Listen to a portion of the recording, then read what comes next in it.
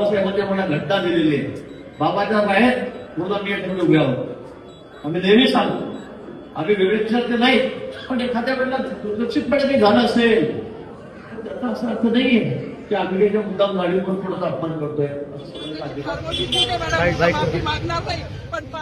मित्रांनो नमस्कार. नाशिकमध्ये प्रजासत्ताक दिनाच्या 77व्या वर्धापन दिनानिमित्त आयोजित शासकीय ध्वजवंदन सोहळ्यात एक अनपेक्षित प्रकार घडला.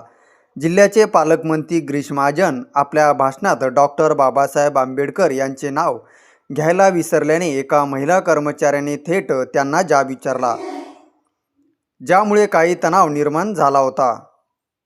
या घटनेनंतर प्रसारमाध्यमांशी बोलताना महाजन यांनी आपली बाजू मांडली असून झालेल्या प्रकाराबद्दल दिलगिरी व्यक्त केली आहे. महाजन म्हणाले की बोलण्याच्या ओघात एखादे नाव राहून गेले असले तर त्यासाठी एवढा गोंधळ घालण्याची गरज नव्हती. आपण जाणीवपूर्वक असे केले नाही, उलट आपण बाबासाहेबांचेच अनुयायी असून सामाजिक समरसता जोपासणारे आहोत. या किरकोळ चुकीसाठी ॲट्रॉसिटी दाखल करण्याची मागणी करणे चुकीचे असल्याचेही त्यांनी नमूद केले. दरम्यान त्यांनी आपल्या भाषणात नाशिकच्या विकासावर भर दिला होता.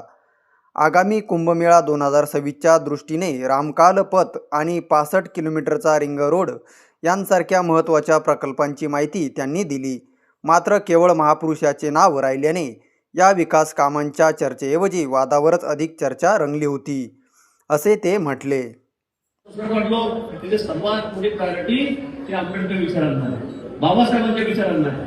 बाबासाहेबांनी मला घटना दिलेली आहे. बाबाच्या बाहेर पूर्ण मी ठेवून उभे आहोत. आम्ही नेहमी सांगतो आम्ही वेगळे विचारते नाही, पण एखाद्या वेळेला दुर्लक्षितपणे काही झालं असेल तर त्याचा असा अर्थ नाहीये की आम्ही त्याच्या मुद्दाम गाडीवर थोडासा अपमान करतोय. असं अजिबात कारण नाही.